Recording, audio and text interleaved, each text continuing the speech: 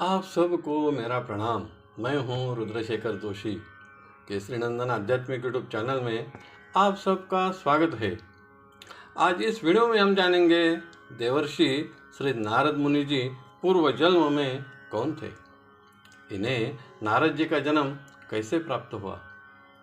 नारद जी को यह जन्म प्राप्त होने से पूर्व भी कई जन्म प्राप्त हुए थे। वह तो सबसे पहले स्वर्गलोक में एक गंधर्व थे। तब उनका नाम था उपबरहन। इस नाम का अर्थ होता है पूजनीय होना। लेकिन वह बहुत ही सुंदर होने के कारण कई अप्सराएं उनसे प्रेम करती थी।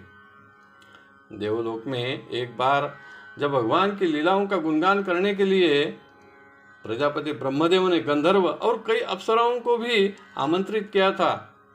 जब नृत्य और गायन चल रहा था तब उपबरहन गंधर्व ताल छोड़कर विचित्र पागल सा वादन कर रहे थे।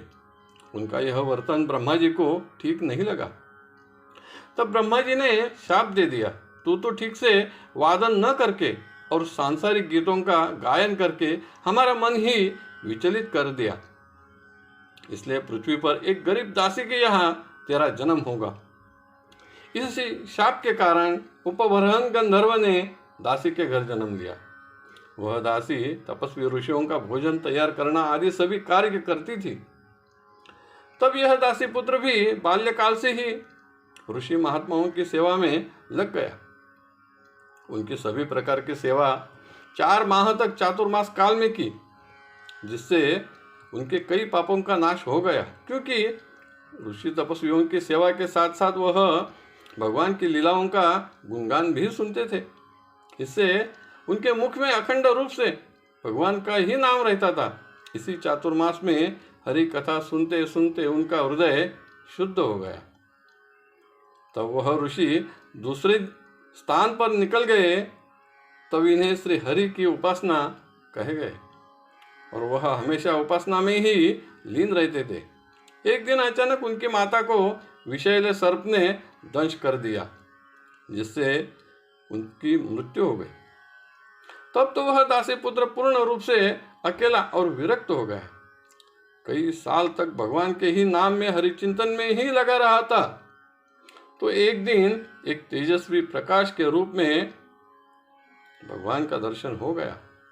लेकिन स्पष्ट रूप से भगवान का दर्शन न होने के कारण वह व्यथित हो गया। तब आकाशवाणी हुई, आपका यह देह पंच तत्वों से बना है।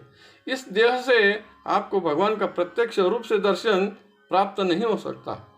अतः आप हरिनाम लेते रहे, समय पर आपकी मृत्यु हो जाएगी। यह आकाशवाणी सुनकर उन्होंने सारा जीवन हरि भक्ति में समर्पित कर दिया और एक दिन उनकी मृत्यु हो गई। तब वह पिछला कल्प समाप्त हो ही रहा था। तब अधिक पुण्य के कारण ब्रह्मदेव के शयन के समय उनके श्वास के साथ ही वह दासी पुत्र स्थित हो गया। तब 1000 चतुर्युग तक ब्रह्मा जी के ही हृदय में स्थित था। उसके बाद ब्रह्मदेव की योग निद्रा खुल गई और उन्होंने सृष्टि रचना आरंभ कर दी। तब कई ऋषियों के साथ वह दासी पुत्र भी ब्रह्मा जी के ही पुत्र रूप में प्रकट हुआ। इन्हीं का नाम है श्री नारद मुनि जी। ब्रह्मदेव जी ने नारद मुनि जी को वरदान दे दिया कि तुम कहीं भी किसी भी वक्त सभी लोकों में प्रकट हो सकते हो, विहार कर सकते हो, तुम्हें कोई रोकेगा नहीं। तब से आज तक नारद मुनि जी अपनी देवदत्त नाम की वीणा बजाते हुए मधुर स्वर में नारायण नारायण कहते हुए कहीं भी किसी भी लोक में आवागमन करते रहते हैं। भगवान श्री हरि का अखंड नामस्मरण करने के कारण वह एक श्रेष्ठ भक्त भी है। मानव कल्याण के लिए भक्ति कैसे करना और अपना जीवन सार्थक कैसे करना, इसके संदर्भ में 84 भक्ति सूत्रों की रचना भी की है। श्री नारद मुनि जी ने तो श्रेष्ठ ऋषि वाल्मीकि ऋषि, व्यास ऋषि, इन्हें भी मार्गदर्शन किया था। श्रेष्ठ भक्त प्रहलाद, भक्त ध्रुव, इन्हें भी मार्गदर्शन किया था, जिससे वह श्रेष्ठ भक्त सिद्ध हुए। तो हम भी श्रेष्ठ देवर्षि श्री नारद जी के 84 भक्ति सूत्रों को जानकर अपना भी जीवन सार्थक कर सकते हैं। देवर्षि श्री नारद मुनि जी का यह पूर्व जन्म की कथा श्री ब्रह्म वैवर्त पुराण में और श्री भागवत ग्रंथ के प्रथम स्कंद अध्याय 5 और 6 में वर्णित है। आपको अगर अच्छी लगी तो ज़रूर लाइक करें, शेयर करें, सब्सक्राइब करें। धन्यवाद। नमस्कार।